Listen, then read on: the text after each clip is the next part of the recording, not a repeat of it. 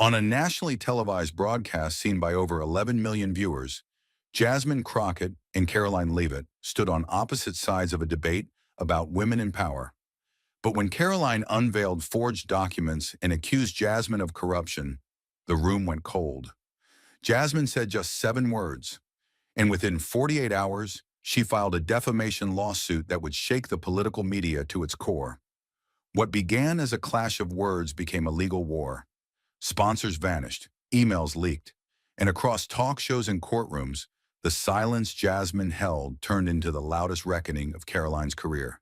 In a world that rewards outrage, what happens when the quiet one sues and wins?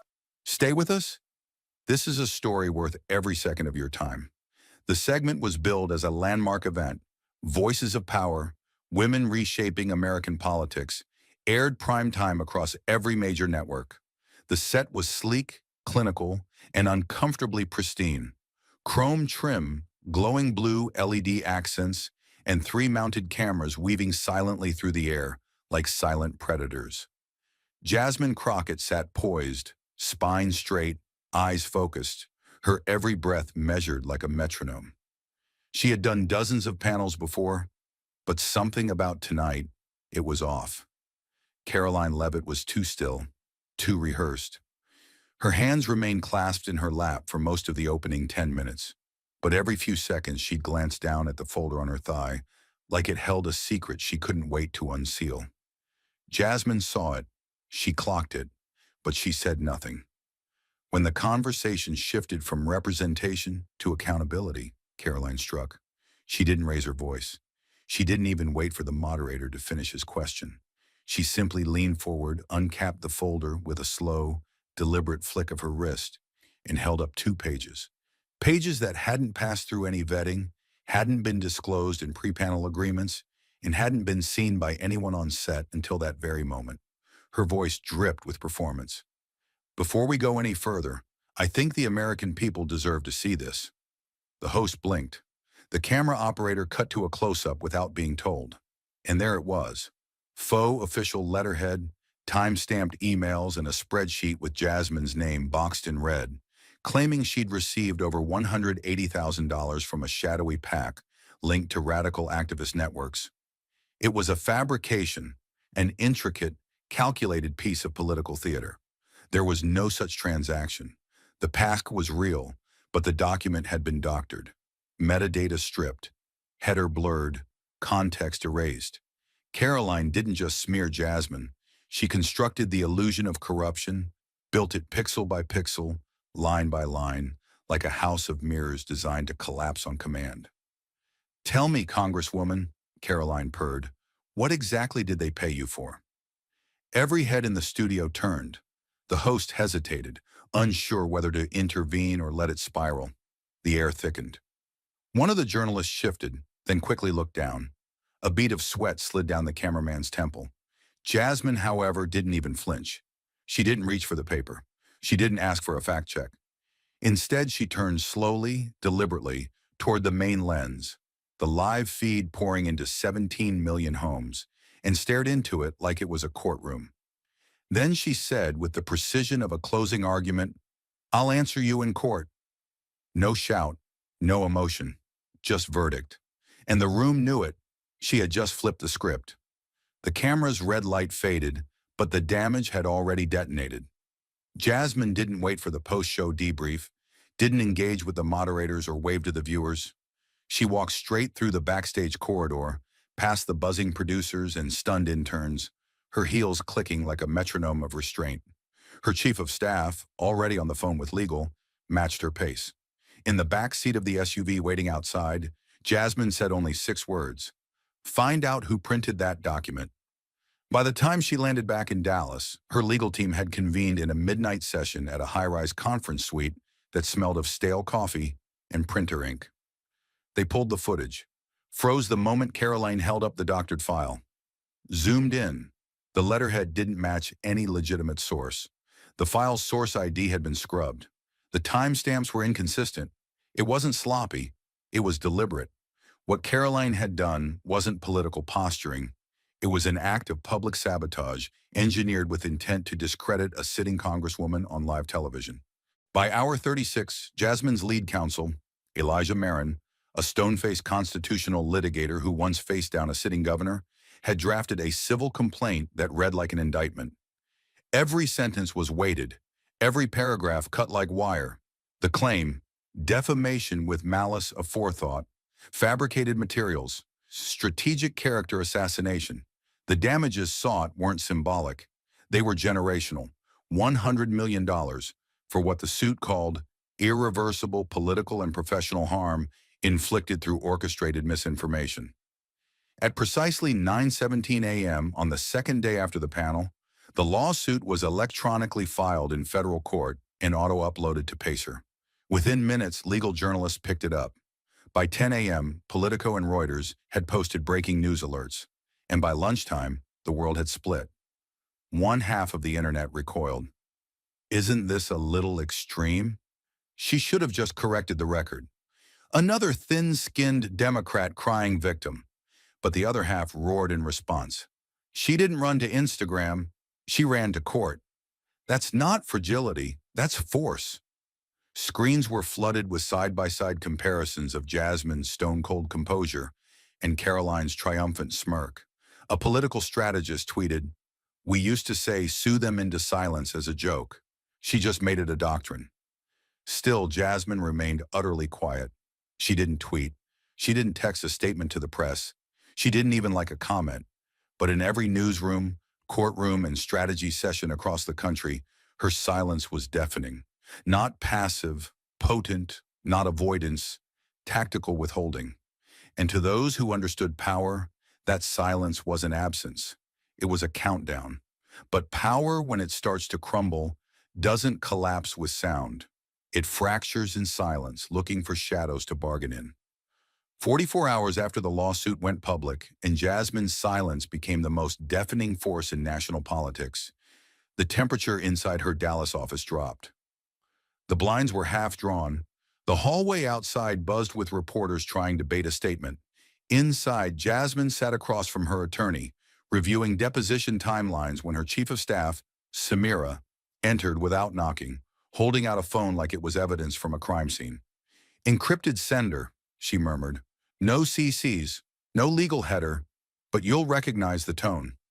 Jasmine took the phone, read the message once, and didn't blink. It was Karoline. No signature, but unmistakably her. Voice stripped of performance, but soaked in strategy. "I don't know if this will reach you. I need to say I'm sorry. Things moved too fast. I trusted the wrong team. I didn't expect it to spiral this far. I thought I was being bold, not reckless. If there's any room left for mercy, please consider ending this." The punctuation was off.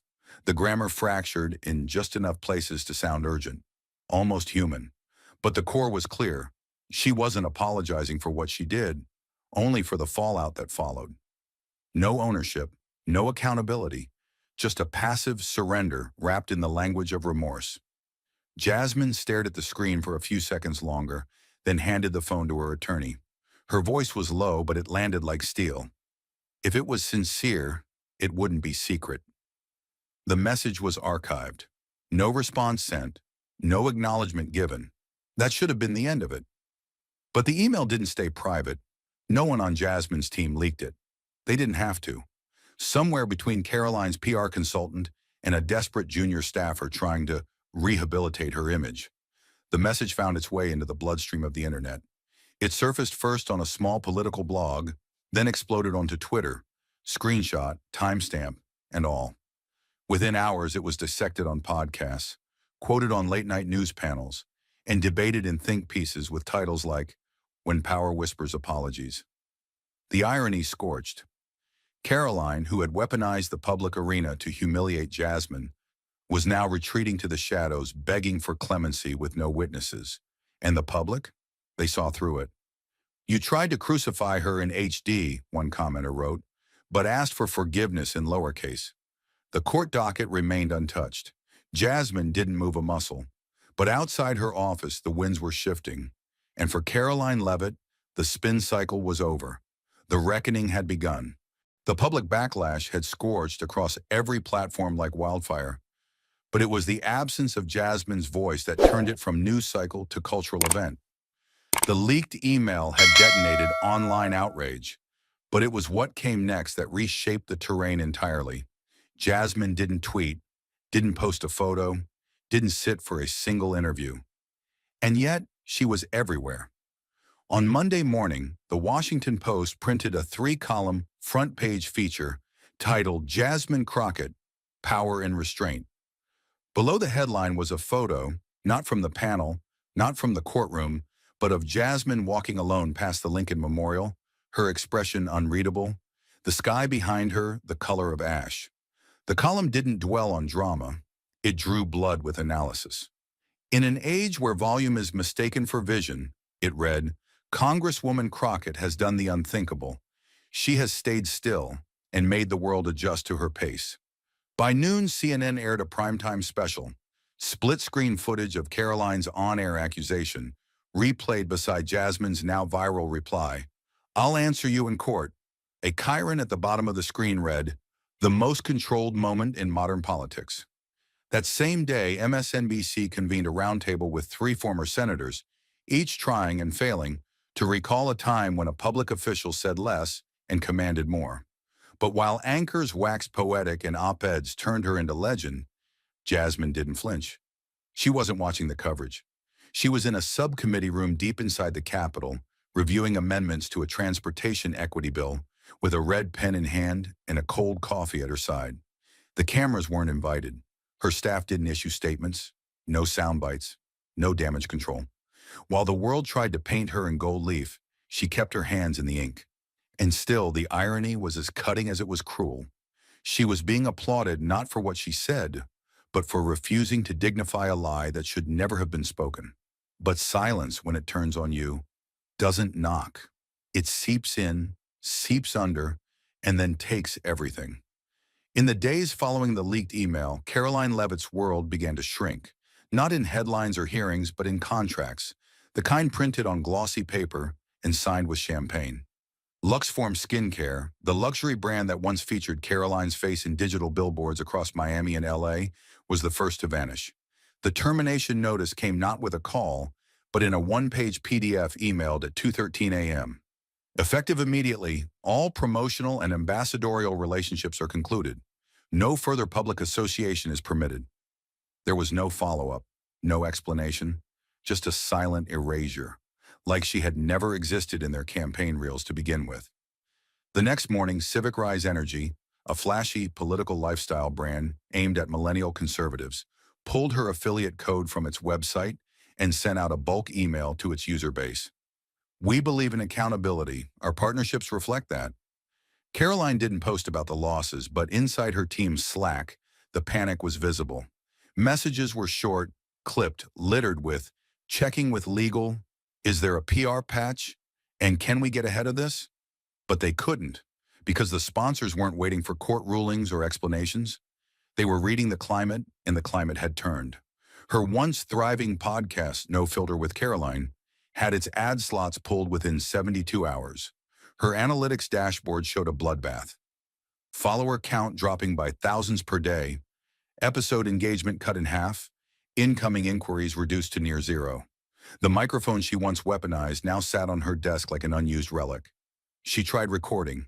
3 takes, 4 scripts, but nothing stuck. Her voice cracked. Her tone faltered. And in every attempt, she sounded less like a firebrand and more like someone choking on the smoke of their own undoing. For someone who had built an empire on being untouchable, the silence around her wasn't just unsettling, it was surgical. And as her public image bled out in real time, the fracture inside her own camp was no longer quiet, it was structural. The morning began with a half-empty inbox and ended with an open envelope placed delicately on the edge of Karoline's desk like a verdict. No salutation, no sign-off. Just one sentence written in calm, deliberate cursive, the ink still slightly smudged. You're not being attacked, you're being revealed.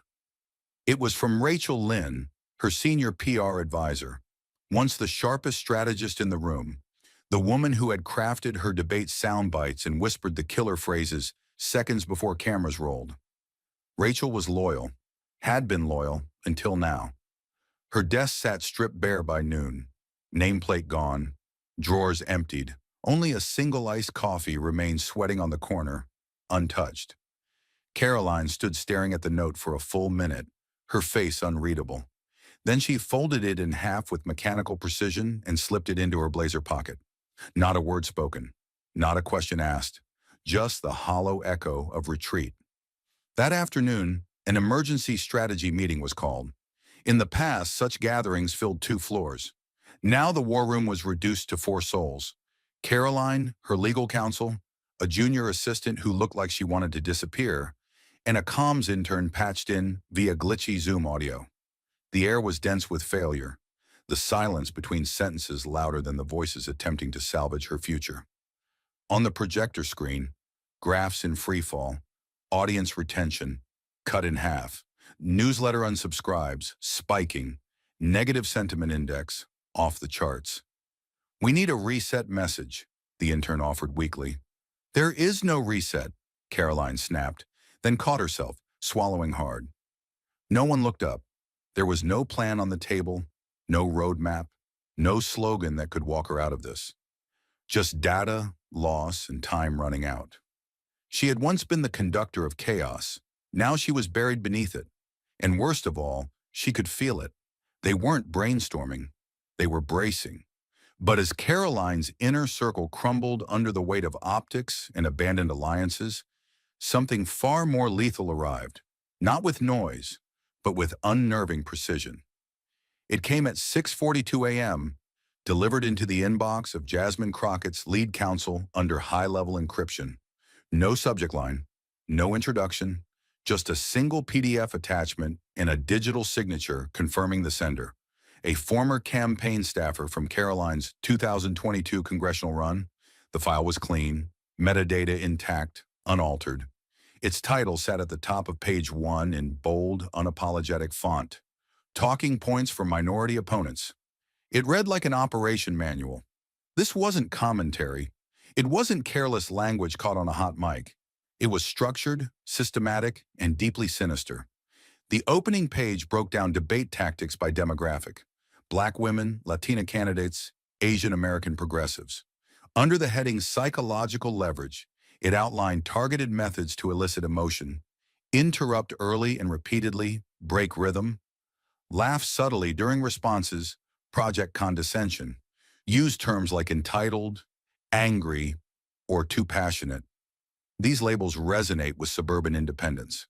Page after page, it described how to weaponize bias, how to provoke a specific reaction, how to make dignity look like fragility on camera. One line circled in red ink chilled Jasmine's team to the bone. If they raise identity issues, pivot to meritocracy, suggest victimhood, make the room doubt their stability. It was not strategy. It was sabotage masquerading as political instinct. And Jasmine, unknowingly, had been walking through this exact blueprint, live, unguarded in front of millions. She hadn't just endured a public ambush. She had survived a psychological trap engineered to collapse her in real time. Now, for the first time, they had proof it was never spontaneous. It was never accidental. It was intentional. And that intent was the difference between a harsh debate and a coordinated dismantling of character. The kind of difference that didn't just sway public opinion, it rewrote the stakes in a courtroom. And just when the document had begun to shift the narrative, the next piece arrived like a warhead, quiet, precise, and undeniable.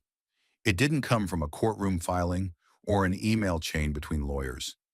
It came in the form of a raw audio file, barely labeled, sent anonymously to Jasmine Crockett's legal team at 3:17 a.m. The file name was deceptively generic, Staff Mosh Training Mosh Session Ma 3.mp4, but what it contained would destroy the illusion of coincidence forever. Jasmine's lead counsel, Elijah Marin, received it first. He opened it without ceremony in the stillness of his home office, coffee cold beside his hand.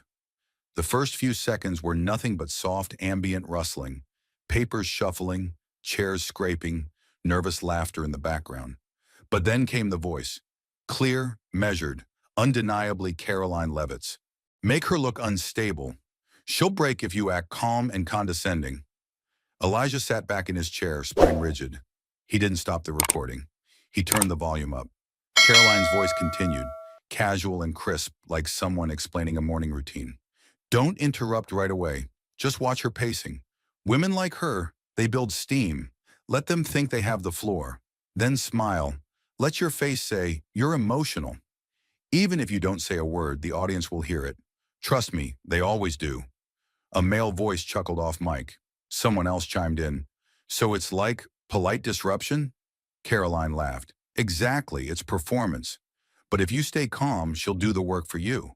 She'll over-explain, she'll show frustration, and by then, she's already lost.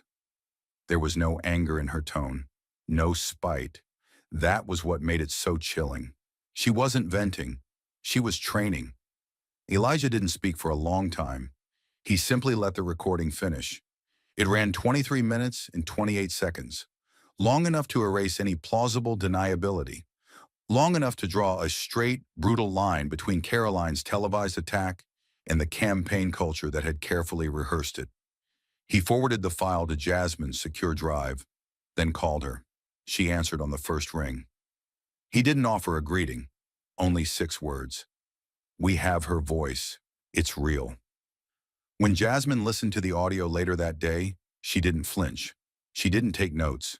She just stood by the window in her district office, arms crossed, while the training unfolded in her earbuds like a tactical breakdown from the enemy's playbook.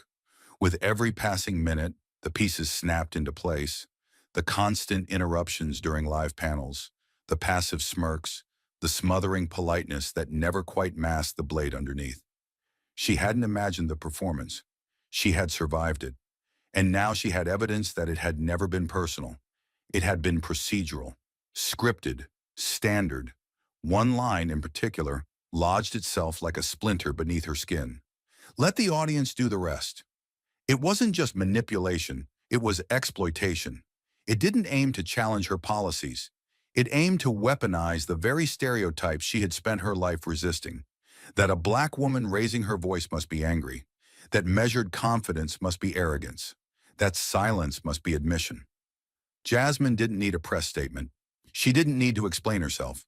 What she held in her hand was no longer a defense. It was proof of design, of strategy masquerading as spontaneity. Back in Elijah's office, the legal team dissected every syllable of the recording, cataloging timestamps, speaker IDs, tonal shifts, and phrases designed to incite. They cross-referenced the tactics with Karoline's televised attack down to the moment she smiled into the camera after leveling her false accusations. Every move, every tone, every calculated breath had been rehearsed like choreography. It wasn't a miscalculation. It was a deliberate narrative trap, and Jasmine had walked into it in real time and refused to take the bait. The significance of the recording couldn't be overstated. It turned speculation into certainty. It turned public discomfort into judicial gravity. What had once been dismissed by some as a bad faith debate moment was now revealed for what it truly was: an orchestrated strategy designed to fracture the credibility of women of color on live television. And Jasmine, she hadn't just endured it. She had outlasted it, without raising her voice, without playing into their hands. She had survived a battlefield built specifically to break her, and emerged standing, while Karoline's mask now lay in pieces at her feet. And as the damning audio settled into the bloodstream of the public narrative like venom, the fallout began mutating, moving from private outrage to cultural autopsy. But the next blow didn't come from a courtroom, a headline, or a microphone. It came from a dorm room lit only by the glow of a laptop screen and the fury of someone who refused to let the lie stand unchallenged. At 2:08 a.m., Layla Jordan, a second-year media studies student at Howard University, posted a video to TikTok that would gut the national conversation like a scalpel. No filters, no dramatic music, just precision. The screen was split in two. On the left, Karoline Leavitt's now infamous panel performance, frozen mid-sentence, her hand raised with smug confidence as she accused Jasmine Crockett of corruption. On the right, a close-up of the leaked Talking Points for Minority Opponents document, each section annotated in bright red. The caption across the middle was devastating in its simplicity. This wasn't spontaneous. It was rehearsed. Layla's voice guided the video, calm but cutting. "Let's watch this together," she said. Here's Karoline saying Jasmine's tone is unbecoming of leadership. Now look at the document. Page 4, use civility as a weapon, suggest emotional instability. She tapped her screen, then let the clip roll again. Next, she interrupts during the first 15 seconds of Jasmine's response. Page 2, interrupt early to derail rhythm. The video built momentum, not through spectacle, but with chilling clarity. By the time she got to Karoline's smug closing smile and paired it with the tactic from the document, smirk to imply they're overreacting, it didn't feel like coincidence anymore. It felt like a trap that had finally been exposed frame by frame. The response was volcanic.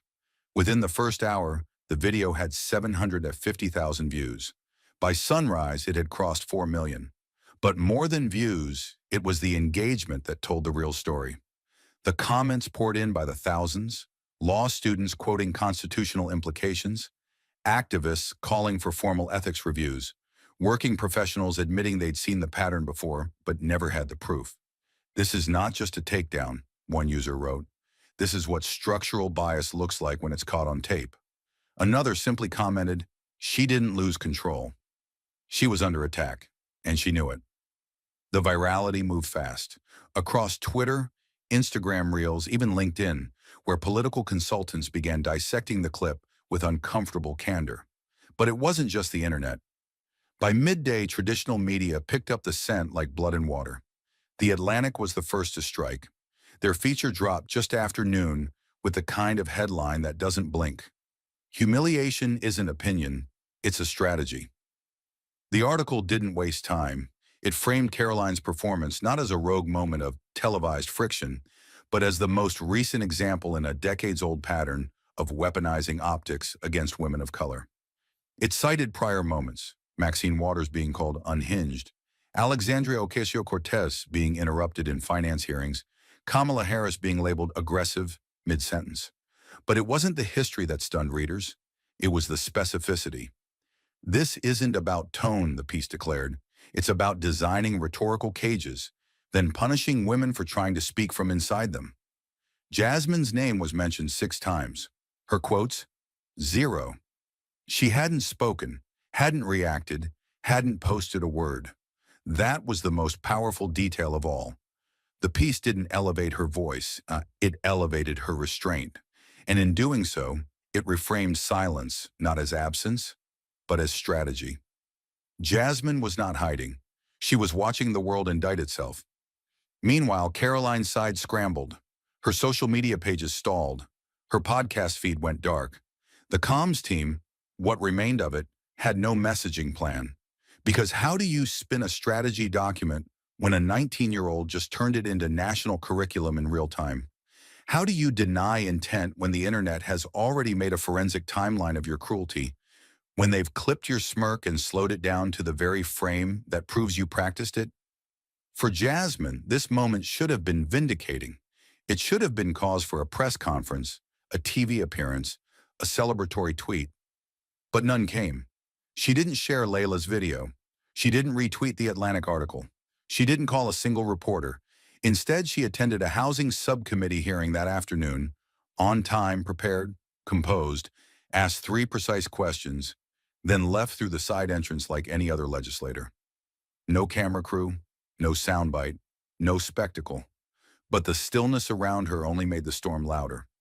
That silence, the same silence Karoline tried to bait on national television, was now the signal that Jasmine had no need to defend herself.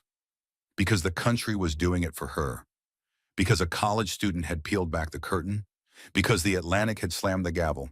Because every tactic once thought too subtle to prove had now been rendered undeniable by evidence, exposure, and the collective memory of a public that refused to be gaslit again. And Jasmine, she remained still. Because sometimes the loudest sound in the room is the silence no one can talk over. But even as the world echoed with condemnation, and her silence stood taller than any microphone, Jasmine knew the final move wouldn't come from social media. It would come wrapped in legal language, inked with desperation. The email arrived at 9:02 a.m., marked confidential settlement proposal from the law offices representing Karoline Leavitt. It didn't scream, it didn't grovel, it didn't even try to explain. Just 5 bullet points, clinical and calculated, typed in clean serif font and ending with a clause Jasmine read twice. An 8-figure payout, a formal agreement to withdraw from all public-facing media for no less than 24 months. No television, no podcast appearances, no interviews, panels, commentaries, op-eds, or advisory roles. Digital silence, personal retreat, institutional vanishing. The document made no admission of guilt, no apology, no retraction, only absence, priced and packaged. Jasmine sat at the long wooden table in her district office, the lights low, blinds half drawn against the Texas sun slicing across the room. Her legal team surrounded her, Elijah to her left, Samira across from her, 2 junior associates flipping through printouts, but none of them spoke as she stared at the final clause. It wasn't the money that anchored the moment, though the zeros carried gravity. It was the condition of disappearance. The terms weren't crafted to settle. They were built to erase, to redact Karoline's voice from public memory without ever acknowledging why. And yet, that very absence would become the headline. Not guilt, not growth, just removal. She leaned back in her chair, hands still folded on the table, then finally broke the silence. Her voice was even, quiet, but filled the room like a verdict. Does her silence now deserve the same weight mine carried? The question didn't hang in the air. It sliced through it. Elijah blinked, glanced down at the settlement document again, but said nothing. He knew exactly what she meant. Jasmine's silence had never been retreat. It had been resistance. It had been strategy. It had been the only language left when her dignity was being stripped live, in high definition. And now Karoline wanted to claim the same silence, but as an exit strategy. Not earned, not endured, bought. Samira shifted forward, her eyes narrowing as she studied Jasmine's face. She's not choosing silence. She's choosing invisibility over accountability. Jasmine nodded slightly but said nothing. She didn't need to, because behind her stillness was fire. She remembered the look in Karoline's eyes during that panel. Cool, calculating, certain. She remembered the sound of her own breath as she sat frozen, accused in front of millions, knowing if she raised her voice by even an inch too high, it would be twisted into aggression. She remembered the burn of restraint, the cost of composure, the smirks, the laughter, the headlines questioning her reaction instead of the attack. And now Karoline, when faced with consequences, wanted to vanish quietly. No court ruling, no testimony, just a check and a vanishing act. Jasmine stood slowly, circled to the window, the folder still in hand. Outside, the city moved as it always did. Cars, pedestrians, ordinary noise. But inside, the storm continued. The offer was real, legally binding. It would end everything. It would fund policy initiatives, mentorship programs, legal clinics for women like her who didn't have access to national stages. And yet, accepting it would mean letting Karoline leave through a side door, never answering for what had been done by design. Elijah finally spoke, his voice low, cautious. It's leverage, Jazz. You control the timeline. You control the language. If you say yes, she disappears. You win the war. Quietly. Jasmine didn't turn from the window. And what do we lose? She asked. Who tells the story then? No one answered. She walked back to the table, her fingers brushing over the signature line. The weight of the pen had never felt heavier. It wasn't about revenge. It never had been. It was about the blueprint that had been exposed, and whether allowing Karoline to vanish without public consequence would send a message louder than any court ruling ever could. Her silence had forced the country to listen, but was it enough to let the noise simply stop now? She looked at Elijah again. The question isn't whether we settle. It's whether we let this become a pattern that ends in whispers and payouts. He nodded slowly. Samira folded her arms. We're not just choosing closure. We're defining the cost of harm. Outside, the light shifted across the room. Jasmine sat down again. The folder remained open. The silence thickened. Not the silence of surrender, but of deliberation, of legacy, of the space where impact is decided, not just felt. She didn't pick up the pen. Not yet. And so the folder stayed on the desk, untouched, unsigned, while the city turned without pause and the world waited for Jasmine's next move. The offer was there, undeniable in its magnitude. 8 figures, silence in exchange for silence, erasure dressed up as resolution. And yet Jasmine didn't move. Not that night, not the next. For 48 hours, she stepped off the grid in plain sight. No staff briefings, no social media activity, no phone calls to her legal team. She didn't answer Elijah's texts. She didn't open the court alerts stacking in her inbox. Instead, she existed in the quiet, walking through her neighborhood without sunglasses, shopping for groceries like a civilian, cooking her own meals without music. It wasn't avoidance. It was measurement. And every moment was a needle on a scale, weighing not just the offer, but the meaning behind it. The folder traveled with her, tucked into her tote bag at the farmer's market, sitting beside her coffee while she read through old policy drafts, resting on the kitchen counter while she sliced vegetables with surgical precision. She didn't read it again. She didn't need to. She had memorized every clause. It wasn't the language that haunted her. It was the idea of permanence. What would it mean if she signed? What would she be accepting? That justice was better handled in the quiet back rooms of negotiation? That the loudest insults could be buried under non-disclosure agreements and polite phrases like mutual resolution? That silence could be bought and sold depending on who was holding the pen? She spent the second night sitting alone in her living room. No lights but the ones from across the street filtering through the window blinds. The folder lay unopened on her coffee table, her phone face down, her tea gone cold. She remembered the panel moment, the exact breath she took before Karoline leveled that false accusation, the weight of every eye in the room, the knowledge that if she reacted with 1 inch of visible rage, she'd confirm every unspoken stereotype Karoline's team had built into their attack strategy. Jasmine hadn't flinched then. She had held. And now she wondered, was this moment any different? Because this offer, it wasn't accountability, it was containment. It wasn't restitution, it was retreat. By the third morning, the city had shifted again. Headlines speculated, analysts theorized. Will she take the deal? Is this a win behind closed doors? Is Jasmine negotiating in silence? But she wasn't negotiating, she was reflecting. Not on Karoline, but on herself. On the years she had spent navigating rooms that doubted her before she spoke, on the times she had swallowed her truth to protect someone else's comfort, on the endless meetings where her calm was interpreted as compliance. She had been told to be reasonable so many times it had nearly drowned her voice. And now here was another document, professional, legal, clinical, asking her to be reasonable again, to choose peace, to walk away. But Jasmine had learned something in the fire. Not every peace is earned. Some are constructed like cages and painted gold. At 11:26 a.m. on the second day, she returned to her office. The staff didn't greet her. They knew. The energy was quiet but electric. The folder was still there, right where she'd left it on the edge of her desk. She didn't sit. She didn't clear her throat. She didn't ask for company. She simply opened the folder, scanned the signature line one last time, picked up the pen, and signed.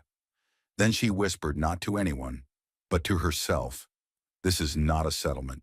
This is a boundary." The room didn't cheer. There was no applause. Only stillness and gravity, because the signature wasn't surrender. It was strategy. Jasmine hadn't signed to end the fight. She had signed to define its perimeter, to say this far, no further. Karoline would be gone from the airwaves, stripped of her stage, not by cancellation, but by consequence. And Jasmine's silence would not be mirrored, it would be magnified, because this agreement didn't equal silence. It was the price Karoline paid to be excluded from Jasmine's voice, a boundary drawn in ink and power. Samira entered minutes later, reading her face before speaking. "Is it done?" Jasmine nodded once. "Then so is she," Samira said. And it wasn't triumph in her voice, it was closure. And somewhere, Jasmine finally allowed herself to exhale, not in celebration, but in relief. Not because the pain had been resolved, but because the narrative had been reclaimed. And outside, the city moved as if nothing had changed. But something had. Jasmine hadn't just survived the fire. She had mapped it, contained it, and now finally she had extinguished it on her own terms. And as Jasmine's signature dried beneath the fluorescent lights of her office, silent, final, surgical, the world outside began reshaping itself around what that moment had meant. Because the impact wasn't confined to court filings or vanishing media figures. It pulsed outward, into classrooms, into curriculums, into the minds of students who had watched this battle unfold in real time and saw something they weren't used to seeing. A woman of color refusing to combust, refusing to play the villain in someone else's script, refusing to win with noise when restraint cut deeper. The media had moved on. The lawsuits had settled. But in lecture halls and school auditoriums across the country, Jasmine Crockett had become something larger than scandal or spectacle. She had become a case study in controlled power. At Princeton School of Public Affairs, a professor scrolled through a paused clip of Jasmine's now viral panel moment on a projector screen and turned to her students. "What you're seeing isn't avoidance," she said. "It's tactical dignity under pressure." The class sat still, listening, not to shouting, but to stillness. Across the country at Spelman College, the Political Communications Department added a new module to its spring curriculum, Silence as Strategy, the Crockett Doctrine. The core reading wasn't a court brief, it was a transcript of the panel, annotated with emotional cues, body language shifts, and microaggressions delivered with a smile. Students debated not whether Jasmine had done the right thing, but what it had cost her to do it. Because that's what the world so often forgot, that holding the line wasn't free, it was excruciating. In a high school in Sacramento, an 11th grade civics class broke into groups to discuss responsible responses to public provocation. One student played Karoline's ambush clip. Another played Layla Jordan's TikTok side by side with the leaked talking points memo. Then the room fell quiet as Jasmine's voice, calm, unshaken, delivered that now immortal phrase, "I'll answer you in court." No yelling, no retaliation, just precision. The teacher wrote on the board. Accountability doesn't always sound like anger. And beneath it, responsibility isn't silence. It's choice. In debate clubs from Baltimore to Berkeley, Jasmine's handling of the situation became an example of what they began calling measured resistance, not because it was weak, but because it was undeniable. Judges across state-level competitions started recognizing students not just for sharp comebacks, but for emotional control under duress. At one state final, when a black student was intentionally interrupted 3 times in under a minute, she simply paused, breathed, and continued with a composure that sent the auditorium into a stunned silence. Afterward, when asked how she didn't snap, she said, "I watched Congresswoman Crockett. She didn't fight fire with fire. She watched the room burn and didn't blink." But the most powerful shift wasn't institutional, it was generational. Middle schoolers, barely old enough to vote, began quoting Jasmine's courtroom response in essays about bullying, racial bias, and social media pressure. One 8th grader in Michigan wrote, "She didn't make noise. She made change." And that's louder. At a youth leadership retreat in Denver, students were given scenarios involving provocation, personal attacks, and targeted humiliation. The goal wasn't to fight back harder, it was to respond with consequence, not reaction. And over, Jasmine's image appeared not as a politician, but as an archetype, the woman who held her breath and made the country hold theirs. Meanwhile, her silence, still never publicly broken, had morphed into something mythic. Educators called it a masterclass in restraint. Crisis managers called it a blueprint for dignified dissent. But in classrooms, it was something deeper. It was proof. Proof that composure wasn't weakness, that not clapping back didn't mean surrender, that justice didn't always arrive with a shout, but sometimes with a signature. And Jasmine's was the signature that redrew the line between humiliation and strategy, between outrage and ownership, between reaction and resolution. Because in a world obsessed with viral rage, what Jasmine had done was so rare it had to be taught. And so it was. She hadn't just rewritten the rules. She'd made them readable. And students, young, alert, watching, were now learning how to live by them. Not to imitate her silence, but to understand its power. To know that sometimes the sharpest thing you can do is not play the game they've trained you to lose. And after the storm had quieted, after Karoline's empire had begun to crumble, after legal filings had settled like dust in the Capitol's air, after networks had turned their cameras elsewhere, something far quieter happened, but it landed like thunder in the silence. In the low-lit dormitory of a liberal arts college just outside of Atlanta, a young black woman named Maya sat at her desk, headphones off, breath shallow. She had just rewatched the national broadcast of Jasmine Crockett's hearing, again. Not for the headlines, not for the spectacle, but for that moment. The one where Jasmine had said nothing, no retaliation, no raised voice, just that haunting, surgical line. "I'll answer you in court." It wasn't just a response. It was architecture, something Maya had never seen before. Something built out of control, precision, and restraint. And it made her question everything she'd ever been taught about how to survive in spaces not built for her. She opened her laptop. Her fingers hovered over the keyboard, then typed, "Dear Congresswoman Crockett, I watched what you did on national television. Not just once, but 5 times. And each time, something in me unraveled and reassembled. I've spent years thinking that to be heard, I had to be loud. That if I didn't shout, I'd vanish. But you stood still, and the whole world listened. You taught me I don't have to scream to be heard. And for the first time, I believe I can lead without breaking first. Thank you." She stared at the message. Her thumb trembled above the send button. Then quietly she clicked and sat in the soft glow of her screen, crying.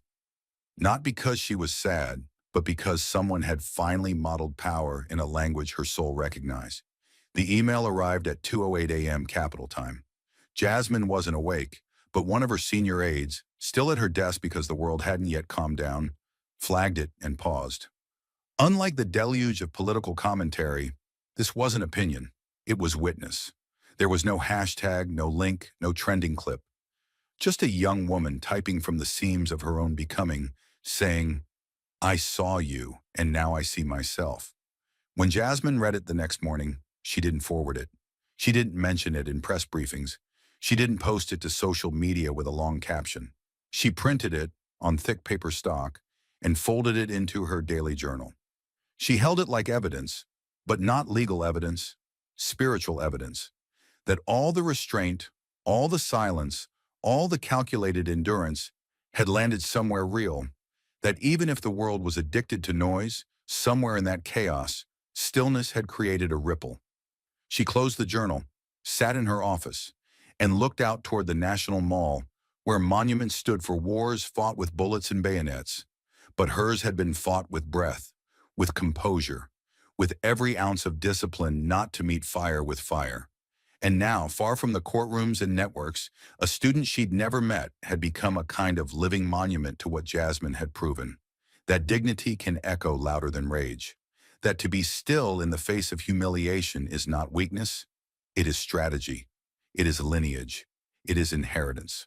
And in that moment, Jasmine Crockett finally allowed herself a private smile. Not of pride, of confirmation. She had not shouted. She had not bent. She had simply stood still, and the next generation had heard her anyway. And as Jasmine quietly folded Maya's email into her journal like a sacred vow, the echo of restraint moved like a shock wave across the very stage where noise once reigned supreme. On the opposite end of that silence, Karoline Leavitt vanished, not with a press release, not with an apology, just vanished. Her once dominant digital presence, which had once thrived on provocation and algorithmic outrage, began flickering like a dying signal. One morning, her Twitter account, once a daily deluge of talking points and indignation, was found deactivated. Days later, her Instagram went dark. Her podcast RSS feed, which once pushed out weekly monologues to hundreds of thousands, stalled without warning, its final episode ending mid-sentence, like a voice cut off in freefall. No sponsor stepped up to ask why. No network offered an explanation. No host filled the silence on her behalf. Producers stopped calling. Karoline, who just weeks prior had been a fixture on late-night panels and Sunday morning roundtables, became a name no one dared say aloud in green rooms. The air around her became radioactive, not because of cancellation, but because of exposure. She hadn't lost a platform. She had detonated her own foundation. The brand she built on outrage couldn't withstand the weight of a single leaked recording, or a handwritten note from a college girl, or a courtroom document titled Exhibit C, Pattern of Targeted Manipulation. She retreated to silence not out of grace, but out of necessity, because no amount of spin could unring a bell once it's been struck with the truth. Her team, once an entourage of stylists, strategists, and scheduling managers, had withered to silence as well. Emails went unanswered. Press requests were met with dead air. Rumors surfaced, whispers of a potential rebrand, a comeback narrative, a ghost-written memoir, but none of them stuck. Because the market had shifted, the appetite had changed. What once earned her airtime now reeked of calculation. And in a media landscape addicted to novelty, the scent of inauthenticity was fatal. Even her fiercest defenders had grown quiet, their allegiance crumbling not from moral clarity, but from pure, self-preserving exhaustion. In one particularly cutting moment, a mid-tier cable host, who had once begged Karoline for weekly commentary, opened a segment by saying, "Some stories unravel so completely, they leave no one to interview." The room laughed, but behind that laughter was fear. What happened to Karoline could happen to anyone who built their career on demolition without blueprints. Karoline's silence wasn't elegant. It was enforced. The networks that once praised her boldness now cited legal risk when asked about her absence. Podcasters once eager for her firebrand rhetoric had removed her name from their episode archives, quietly retitling controversial clips and disabling comment sections that had turned vicious. Her sponsors, makeup brands, nutritional supplements, political merch lines, had long since pulled their funding. The once lucrative affiliate codes she peddled now redirected to blank pages. And most telling of all, no one demanded she return. In a final attempt at relevance, one of Karoline's aides reportedly floated the idea of a redemption livestream, a raw, unscripted appeal to the public. But the response from platforms was swift and bloodless. No slot, no support, no space. The silence she once weaponized had turned on her. And in its place stood only the echo of what Jasmine had modeled with precision. Not vengeance, not vitriol, but a refusal to disappear and a refusal to perform. Karoline didn't hold a press conference. She didn't issue a farewell. She simply dissolved. Not all downfalls come with fireworks. Some arrive slowly, like dusk, until you realize the light is gone, and it's been gone for a while. And just when it seemed the storm had passed and silence reclaimed its space, the world looked to Jasmine once more. Not through headlines or hashtags, but through a folding chair in a sun-warmed church basement in Dallas. No cameras, no microphones, just community. The air carried the scent of old wood and cafeteria coffee, the room dimly lit by dusty windows and filled with worn faces looking for clarity in a world that often punished it. Jasmine stood at the front, not behind a podium but near a chalkboard, her heels scraping softly on tile as she stepped forward to speak. "Sometimes," she began, her voice even, low, yet echoing in every chest present, "silence isn't surrender. It's the sound of someone still standing." The words landed like thunder in a whisper. They didn't demand applause. They earned reverence. Around her, people nodded, not as spectators, but as witnesses. These were voters, teachers, single mothers, veterans, people who had survived systems that rarely apologized. They understood that silence can be strategy, that endurance is not weakness, that choosing not to scream is sometimes the boldest thing you can do in a world waiting to dismiss your volume as rage. And then from the third row, a child's voice rose. Not naive, not rehearsed, but honest. "Are you angry?" The question pierced the quiet like a bell. Jasmine turned her head slowly, her eyes meeting those of a young girl no older than 10, her legs swinging slightly above the floor, pink barrettes catching the afternoon sun. Jasmine smiled. Not the kind you give to cameras, but the kind you give when you fought a war no one fully saw and survived anyway. Very, she replied, but I choose not to pay for that anger with myself. The room didn't erupt. It inhaled. Because in that moment, every woman who'd ever swallowed rage to protect her future saw themselves reflected. Every man who'd lost something by reacting instead of responding heard a blueprint for restraint. It wasn't about submission. It was about preservation, about not letting your enemies decide the shape of your silence or the tempo of your retaliation. And as Jasmine stepped down from the front, the crowd didn't cheer. They rose, because what they had just witnessed wasn't a speech. It was a survival lesson, one that wouldn't trend, one that wouldn't air, but one that would echo. And because that single exchange between Jasmine and the little girl distilled the conflict into a living parable, the next breath in the room was no longer about lawsuits or leaked memos. It was about the deeper human lesson pulsing beneath every headline and hashtag, the lesson that would outlive both victory and scandal. The first thing that lesson demanded was clarity. Injustice rarely screams its name. It often arrives disguised as civility, perfectly tailored, expertly paced, counting on its target to erupt and confirm the stereotype it built in advance. But Jasmine had refused that invitation, and in doing so, she exposed a truth many had felt but never seen proved in daylight. That controlling your voice when someone weaponizes your silence is the most radical act of self-preservation. People in power expect humiliation to trigger rage, because rage is easy to dismiss and even easier to monetize. Restraint, by contrast, unsettles them, reorders the stage, makes the aggressor explain the empty space where chaos should have been. The humanitarian lesson, then, begins here. Dignity is not the absence of anger. It is the discipline to spend that anger only where it earns interest for the next generation. On every television set, Jasmine's stillness looked simple, but inside that stillness lived 1,000 swallowed retorts, each one costing her a fragment of comfort she will never get back. And yet she paid it, because she understood that every audience, especially the unseen, unheard, unprotected, was studying her reaction like scripture, hunting for a pattern to survive their own invisible wars. So when she finally answered that little girl, Jasmine wasn't telling just one child about measured fury. She was telling every future witness that composure can be a fist if you know how to clench it without closing your hand.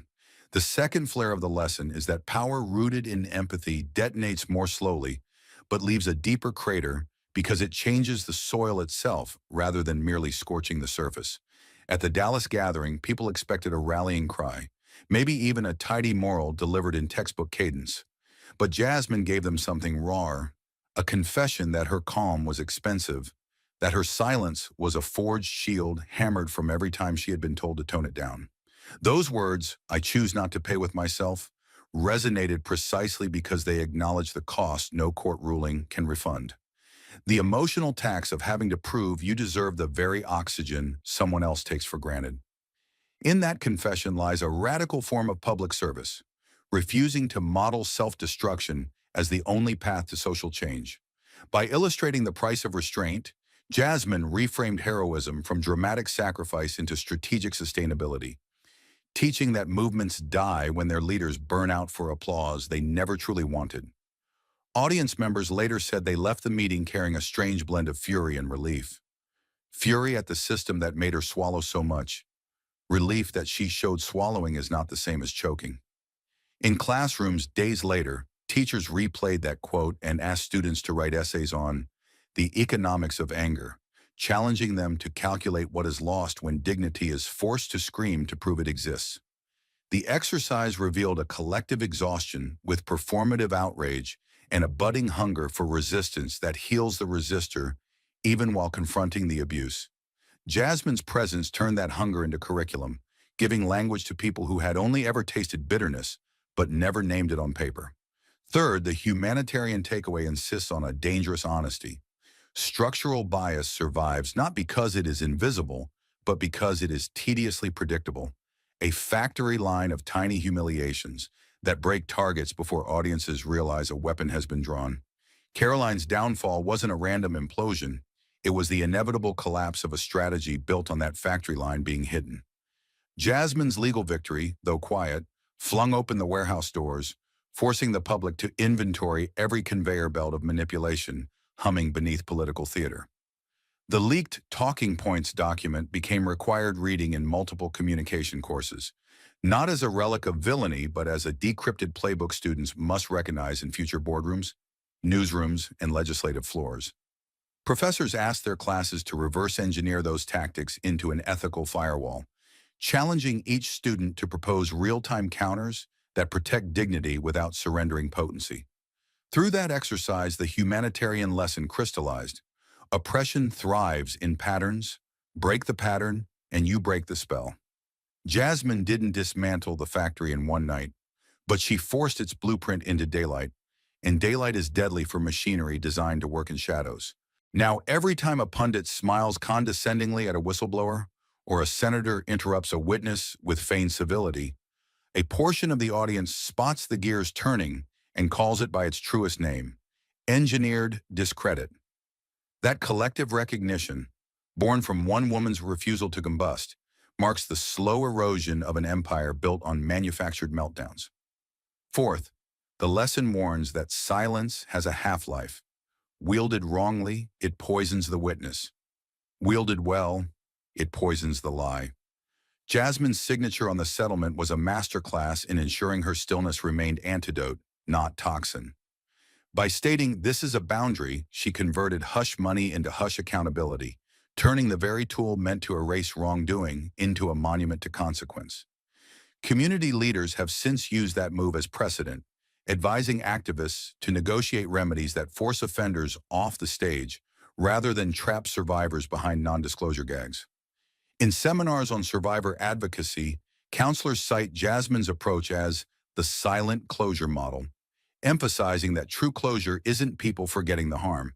It's the harm no longer paying rent to the memory of it. The humanitarian core here is nuanced. One must discern when silence liberates and when it enslaves, because both wear the same mask.